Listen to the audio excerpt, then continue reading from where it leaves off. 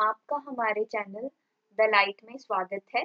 आज हम NIOS board कक्षा 12वीं का पहला अध्याय करने जा रहे हैं, जिसका नाम है कविता कैसे पढ़ें। तो इस वीडियो में मैंने आपको सरल से सरल रूप से बताने की कोशिश की है और साथ में महत्वपूर्ण बिंदुओं को लिखा है ताकि आप एक नोट्स के रूप में लिख सकें, जिसके लिए आपको अलग से प्रश्न उत्तर तैयार ना करने पड़े। आप अगर इस वीडियो को देखते हैं तो आशा करती हूँ कि आप जो है इस अध्याय को समझ पाएंगे सरल रीति से, और किसी भी तरीके के प्रश्न आते हैं तो आप उसको हल कर पाएंगे। तो चलिए शुरू करते हैं। तो कविता जो है एक ऐसा माध्यम है जिसके द्वारा हम अपनी भावनाएं व्यक्त करते हैं। जो भी हमारे इमोशंस हैं उसको हम व्यक्त करते हैं कविता के माध्यम से।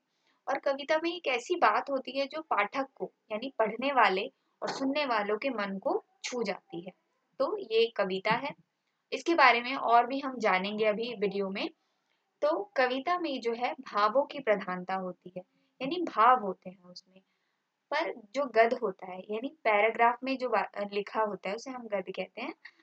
तो जैसे कि कोई कहानी है तो उसे हम गद्य कहते हैं। उसमें विचार होते हैं, लेखक के विचार होते हैं और विचारों की प्रधानता होती है। पर कविता में जो है भाव होते हैं।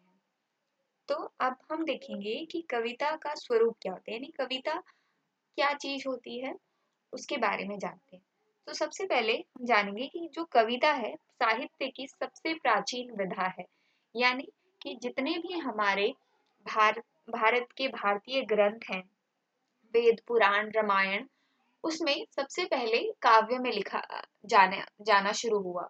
उसमें किसी भी प्रकार से गद्य में नहीं लिखा जाता था, काव्य में। जैसे आप श्लोक देखते हैं रामायण महाभारत में श्लोकों का यूज होता है और दोहों का प्रयोग होता है। तो उसमें जो है काव्य का प्रयोग हुआ है। तो सबसे प्राचीन विधा यानी पुरानी विधा भी कहा जाता है।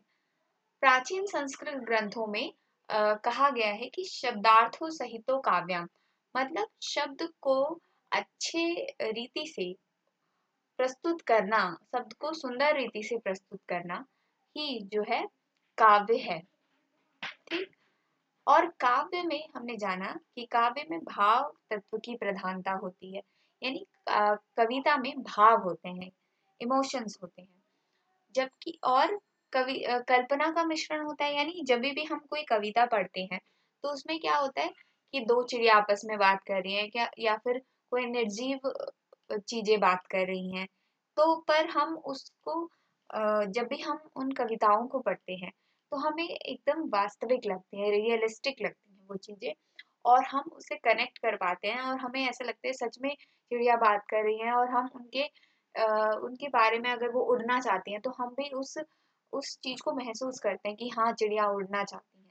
तो जो है कल्पना भी होती है कविता में, जो उसको और हमें समझने में मदद करती है और हम उससे जुड़ पाते हैं, कनेक्ट हो पाते हैं। तो कल्पना भी होती है, भाव भी होते हैं उसमें। और गद्य की तरह उसमें कोई चिंतन और विचारों की जटिलता नहीं होती, मतलब वो थोड़ा विचार और चिंतन ये सारी चीजें नहीं होती। और जो कविता में जो शब्दावली होती है, यानी जो शब्द उपयोग किए जाते हैं, वो गद्य की तरह नहीं होते। ठीक। उसमें लय होता है, लयात्मक होती है वो। ठीक। गाने जैसी होती है, जैसे गाना हम गाते हैं उसी प्रकार से कविता भी गाई जाती है, गा के हम उसको प्रस्तुत करते हैं। जिसमें कविता में शब्दों को बहुत अच्छे से पिरोया जाता है, जिससे हमारे हृदय को, यानी पाठक जो पढ़ने वाला है और जो सुनने वाला है उसके हृदय को वो बहुत अच्छे से उसको छू जाती है। कम से कम शब्दों में जो है कविता बहुत गहराई की, बहुत बड़ी बातें और सुंदर रीति से उसको प्रस्तुत करती है। तो ये कविता है। और कविता में बिंब विधान भी होता है। बिंब विधान मतलब कि कोई भी कविता है उसमें जो भी कवि बता रहा है उसका जो चित्र है हमारे मन में बन जाता है। जैसे आप कोई संगीत भी सुनते हैं तो उसमें जो भी शब्द वो प्रयोग करते हैं तो उसका चित्र भी कई बार हमारे मन में बन जाता है, तो उसको हम कहते हैं बिंब विधान। ये हमने देखा कि कविता का स्वरूप कहता है कैसा होता है, यानी कविता कैसी है। अब हम देखेंगे कविता का महत्व क्या है। कविता जो है कविता के द्वारा कोई भी व्यक्ति अपनी बात को प्रभावशाली ढंग से व्यक्त कर सकता है, यानी शाली ढंग से वो बता सकता है अपनी बात को। जैसे आप कभी किसी का भाषण सुनते हैं तो वो अपना भाषण खत्म करने के दौरान ये बोलते हैं कि अब मैं इस 2 पंक्ति कहना चाहूँगा इस विषय पर। तो वो कुछ ऐसे कविता की 2 लाइन्स बोलते हैं, कुछ पंक्तियाँ बोलते हैं। तो जितने भी उन्होंने बातें बोली हैं, उसके अंत में वो बातें बोलकर, वो पंक्ति बोलकर अपनी बात को बहुत प्रभावी दिखाते हैं, मतलब बहुत प्रभाव पड़ जाता है उससे। तो प्रभावशाली ढंग से हम अपनी बात को कविता के माध्यम से अभिव्यक्त कर सकते हैं। रामचंद्र शुक्ल ने कहा है, ये बहुत भारतीय हिंदी साहित्य के बहुत बड़े साहित्यकार हैं। और इन्होंने कहा है कविता जो है प्रेरणा भी देती है, मतलब कई प्रेरणादायी कविता होती है, ठीक है। और प्रेरणा से कार्य में प्रवृत्ति, इस कविता की जो प्रेरणा है उससे हमारे कार्य की प्रवृत्ति भी बढ़ जाती है। प्राचीन काल में जो है कविता जो है मनोरंजन का साधन हुआ करती थी। दरबारों में राजाओं महाराजाओं के सामने जो कवि बैठा करते थे, जो आ, कवि इसलिए बैठते थे कि वे राजाओं का मनोरंजन करते थे, यानी एंटरटेनमेंट के लिए भी जो है कविता एक साधन थी। पर सिर्फ मनोरंजन का साधन नहीं थी, बल्कि जो कवि होते थे वो ऐसी कविताएं बनाते थे, जैसे अभी राजा को कोई युद्ध लड़ना है तो वो राजा को उत्साहित भी करते थे, प्रेरणा भी देते थे। ऐसे ऐसे वो गीत बनाते थे, ऐसे कविताएं वो सुनाते थे, तो मनोरंजन के साथ उन्हें प्रेरणा देते थे। और इस तरह की कविताएं भी होती थी, तो इसलिए भी कविता का महत्व है। कविता का महत्व इसलिए भी है कि कम से कम शब्दों में वो बहुत गहरी, अधिक से अधिक बातें भी व्यक्त कर देती है। जहाँ हम गद्य को देखते हैं, यानी कोई कहानी को देखेंगे तो बहुत लंबी चौड़ी होती है, आपको उसको पढ़ना पड़ेगा। पर कविता जो होती है कम से कम शब्दों में अपनी बात को बहुत सुंदर रूप से, लयात्मक रूप से प्रस्तुत करती है। कविता में बहुत छिपी हुई बातें होती हैं, जिसे पढ़ते दौरान हमें खोलना पड़ता है, यानी पढ़ते पढ़ते उसे समझना भी होता है। और जब हम उसे समझते हैं अपनी तरीके से, तो वो हमें याद भी रह जाती है। मतलब कोई कहानी हमें इतनी ज्यादा याद नहीं रहती, कविता या कोई गाना अगर हम सुनते हैं तो वो हमें ज्यादा दिन तक या ज्यादा समय तक याद रहता है। और कविता जो है लयात्मकता होती है उसमें, जिसे हम गुनगुना भी सकते हैं, यानी लय होता है उसमें, धुन होती है, उसको गा सकते हैं, गुनगुना सकते हैं। और कविता जो है हमारे जीवन में एक आवश्यक होता है। जैसे हम कोई भी हम कहीं जा रहे हैं या कुछ भी कर रहे हैं तो हम गाते रहते हैं। और जो इंसान का स्वभाव है वो गाता है, गुनगुनाता है, चाहे अच्छा समय हो चाहे बुरा समय हो। तो सब परिस्थितियों के लिए अलग अलग कविताएं होती हैं, गीत होते हैं, तो वो गुनगुना भी सकता है। जीवन में हमें वो कविता जो है बहुत आवश्यक है।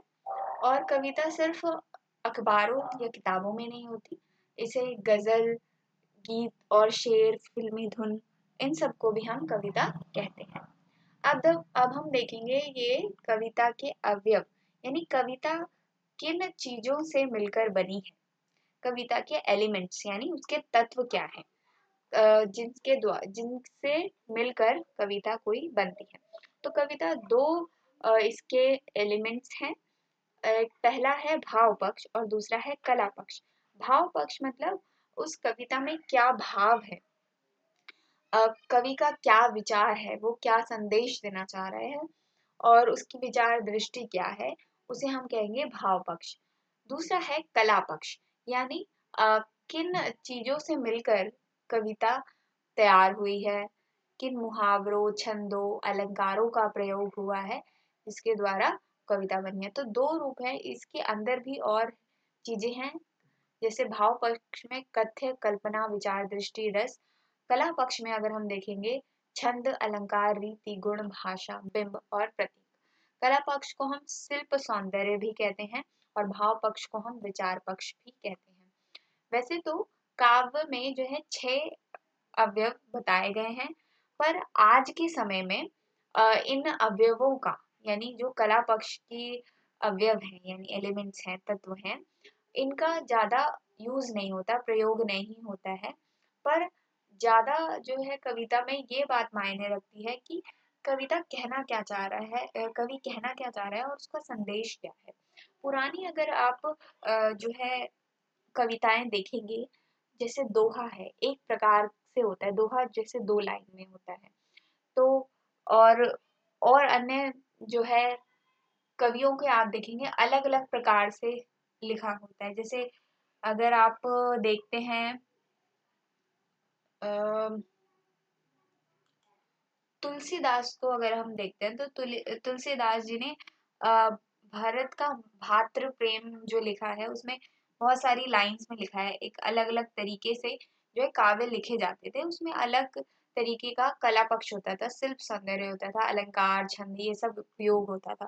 पर आज की जो कविताएं हैं उसमें क्या संदेश देना चाह रहा है कवि, उस पर ज्यादा ध्यान दिया जाता है। ये नहीं ध्यान दिया जाता कि उसकी बनावट कैसी है, यानी 2 ही लाइन में होना चाहिए, 4 ही लाइन में होना चाहिए। तो ज़्यादा आज आज की कविताओं में, आधुनिक काल की कविताओं में तथ्य पर ज़्यादा ध्यान दिया जा रहा है, जो कविता का संदेश है। तो कविता के प्रमुख अवयव या तत्व क्या कौन-कौन से हैं? भाव पक्ष, यानी उसमें क्या भाव है, कला पक्ष जिनसे वो तैयार हुई है, जिनसे कविता को सजाया गया है।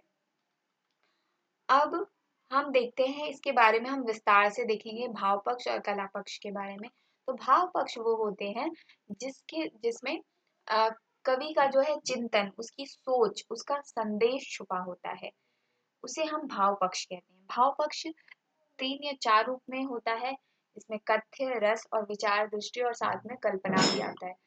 कथ्य जो होता है कविता में कही गई बात होती है, यानी कथ्य मतलब कविता में क्या बात है, क्या वो कवि कहना चाह रहा है, उसका संदेश क्या है, वो होता है कथ्य। रस जो होता है, रस एक ऐसी चीज होती है जिससे कवि जो है हमारे अंदर जो सोए हुए भाव हैं उसको जगा देता है, उसे कहते हैं रस। जैसे आप कोई देशभक्ति का गीत सुनते हैं तो आपके अंदर देशभक्ति की भावना जागृत हो जाती है, तो उसे हम कहेंगे रस। जो अगला भाव पक्ष का जो तत्व है विचार दृष्टि, यानी कवि जो है किस विचार में आकर, यानी उसका विचार स्रोत क्या है, जिसके आधार पर उसने कविता लिखी है। अगर स्वतंत्रता संग्राम के दौरान उसने लिखी है कविता तो वो देशभक्ति होगी, तो उसकी विचार दृष्टि उसकी चिंतन परंपरा से प्रभावित होती है, तो ये भाव पक्ष में आता है।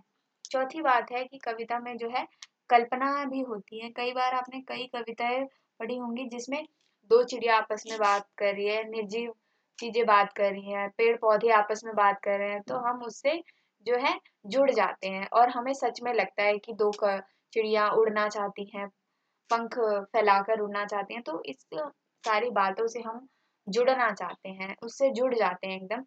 पर होती तो वो कल्पनाएं हैं, पर हम उससे जुड़ जाते हैं और हमें कविता जो है रोचक लगती है। इसलिए एक वाक्य कहा गया है कि जहां ना पहुंचे रवि वहां पहुंचे कवि, यानी कवि की जो कल्पनाएं हैं वहां तक पहुंच जाती है जहां तक सूर्य की रोशनी भी नहीं पहुंच पाती, तो वहां तक भी कल्पना उसकी पहुंच जाती है और वो सुंदर रीति से कविता को प्रस्तुत करता है जो हमें पसंद भी आती है। तो ये हो गया भाव पक्ष, जिसमें कवि के संदेश की बात होती है। अगला हम देखेंगे जो दूसरा जो कवि कविता का एलिमेंट तत्व है, कला पक्ष। कला पक्ष वो होता है जिसके द्वारा अ, जो कविता है उसको सजाया जाता है, यानी किस तरीके से उसमें वो भावनाएं जुड़ी होती हैं जिससे कविता को किस रोचक ढंग से, किस अच्छे तरीके से वो कवि प्रस्तुत कर रहा है। पहली चीज है कि भाषा शैली। भाषा शैली ऐसी होती है कविता में जिसमें कम से कम शब्दों में प्रभावपूर्ण बात कवि कह देता है, बता देता है। अगली बात जो तत्व है छंद है। छंद वो चीज होती है जिससे एक निश्चित फॉर्म में, एक अलग तरीके से जो गाने का तरीका है उसको लयात्मक रूप से एक निश्चित ढांचे में उसको बनाता है कवि। जैसे दोहा, चौपाई, सोनेट, सवैया। दोहा जैसे दो दो लाइन का होता है, जैसे आपने कबीर के दोहे सुने होंगे। चौपाई मतलब 4 लाइन्स के होते हैं। तो जो पहले के कवि होते थे वो एक तरीका पकड़कर उसी तरीके से अपनी जो है दोहा, चौपाई, सवैयाँ इस तरीके से लिखते थे। पर आधुनिक कविता में इस तरीके की किसी विशेष शैली का प्रयोग नहीं किया जाता। वो किसी भी तरीके से लिखा जाता है। उसमें संदेश आज आज की कविता में संदेश ज़्यादा महत्व रखता है, ना कि अ, विशेष ढंग से उसको बनाया जाता है। पर पहले के कवि को भाषा का बहुत अच्छा ज्ञान होता था और वो इन सारे चीज़ों का प्रयोग करते थे और साथ में संदेश भी उनका अच्छा होता था। तो छंद आप समझ गए होंगे। आगे हम देखेंगे अलंकार। अलंकार जो है प्राचीन कविता में भी इनका यूज होता था। आज तो इतना अधिक यूज नहीं होता इसका। अलंकार का मतलब होता है कि हम कोई बात को किस रीति से समझा रहे हैं। आपने हिंदी व्याकरण में अलंकार पढ़े होंगे। शब्दों को, अपने वाक्य को रोचक ढंग से बताने की जो भाषा कौशल है जो कवि के पास, वो अलंकारों से वो उसको कविता को सजाता है। तो उसे हम अलंकार कहते हैं। बिंब का अर्थ होता है कि कोई भी अगर कविता है उसका चित्र हमारे मन में बन जाता है। कोई भी गीत है, कोई भी हम कविता सुनते हैं, उसका चित्र हमारे मन में बन जाता है, उसकी पिक्चर बन जाती है। तो उसको हम बिंब कहते हैं। प्रतीक क्या होता है? प्रतीक किसका हम किसी घटना का, किसी वस्तु का किसी से जोड़कर जब कवि बताता है तो उसे प्रतीक कहते हैं। तो आपने अभी तक उसके अवयव के बारे में जाना, तत्व के बारे में जाना। अब हम देखेंगे जो हमारा नाम भी है अध्याय का, कविता कैसे पढ़ी जाए या कविता कैसे पढ़ें। तो सबसे पहले जानना जरूरी है कि कविता पढ़ने का अंदाज ठीक होना चाहिए, तभी हमें कविता समझ आती है। अगर जैसे कोई गीत है, अगर उस आपने वो गीत को कभी पढ़ा नहीं है, सॉरी सुना नहीं है आपने उस गीत को, और किसी ने आपको वो गीत लिखा हुआ दे दिया पर आप उसे गाना नहीं जानते, तो आप उसको सीधा पढ़ेंगे ही। आप उसको उस लय में गाएंगे नहीं, या उस कविता की तरह आप उसको नहीं पढ़ेंगे। तो क्या होगा कि आपको वो उतना आनंद नहीं मिलेगा और ना आपको वो कविता समझ में आएगी। पर अगर वही कविता या कोई गाना जो है उसको कोई व्यक्ति उसे गा के बता दे आपको, तो वो आपको गाना अच्छा लगेगा और उसमें लय और तान आ जाएगी। तो हमें जो है कविता जो है लय और तान के साथ उसको समझते हुए पढ़ना चाहिए। और पहली बात ये है कि जब भी हम कविता पढ़ते हैं तो कविता का जो रचना काल है और किस परिवेश में, किस पृष्ठभूमि में जो है कविता लिखी गई है, उसको ध्यान रखना चाहिए। ठीक। और दूसरी बात है कि कविता जो है पढ़ने से पहले हमें जिसने कविता रची है यानी कवि, उसके बारे में भी जान लेना चाहिए, ताकि हम अ, वो कवि किस विषय पर कविता लिखते हैं और उनके जो भाव हैं वो क्या हैं। तो इससे हम उसके भाव पक्ष को हम अच्छे से समझ सकते हैं। तीसरी बात है कि कविता के कला पक्ष को समझने के लिए, जैसा कि अभी हमने समझा कि कला पक्ष में छंद, अलंकार, भाषा, शैली आती है, उसको समझने के लिए हमें इन सब का ज्ञान होना चाहिए। यानी भाषा, छंद, अलंकार को का पता होना चाहिए कि भाषा और छंद ये सारी चीजें क्या होती हैं, तो उसकी भी समझ होना चाहिए, ताकि हम कविता को और गहराई से और विस्तार से समझ सकें। अगली चीज है कि हमें भाषा का जो है अर्थ समझना चाहिए, उसकी कोशिश करनी चाहिए। सिर्फ शब्दों का अर्थ नहीं पता होना चाहिए, साथ ही जो उस शब्द में क्या भावनाएं जुड़ी हैं, वो हमें देखना चाहिए। क्या चित्र हमारे चित्र बनाना चाह रहा है कवि हमारे मन में, क्या भावना हमारे अंदर डालना चाह रहा है कवि, उसको भी समझने की कोशिश करनी चाहिए। जैसे कई मुहावरे होते हैं, अगर हाँ आप सिर्फ मुहावरे का अर्थ नहीं समझते तो आप मुहावरे के वर्ड पर जाएंगे, पर मुहावरे का अर्थ क्या होता है? शब्द कुछ और होते हैं, अर्थ उसका अलग होता है। ठीक। जैसे ऊंट के मुंह में जीरा, अब आप ऐसे शब्द से तो नहीं समझ पाएंगे, पर अगर आप मुहावरे के तरीके से उसको जानेंगे, तो आवश्यकता से कम मिलना इस तरीके से इसका अर्थ है, तो आप समझ पाएंगे। यानी सिर्फ अर्थ जानना ही जरूरी नहीं है, पर उसकी जो कवि के भाव हैं उसको समझना चाहिए, तब हम कविता को अच्छे से समझ पाएंगे। और कविता पढ़ते समय हमें उसी मनोस्थिति में पहुंच जाना चाहिए जिस मनोस्थिति में कवि ने वो कविता लिखी है। मतलब जिस भावना में आकर, जैसे जिस भावना में होकर उन्होंने वो कविता लिखी है, उसमें रम कर अगर हम कविता पढ़ेंगे तो हमें कविता समझ आ जाएगी। आशा है कि आपने ये अध्याय समझा होगा। मैंने सरल रूप से इसे समझाने की कोशिश की है। बाकी आपको कोई भी समस्या हो और आप की कुछ भी प्रतिक्रिया हो या सुझाव हो तो आप हमें कमेंट बॉक्स में लिख सकते हैं, ताकि हमें पता चले कि आप और किस प्रकार की वीडियोस चाहते हैं। धन्यवाद पूरा वीडियो देखने के लिए।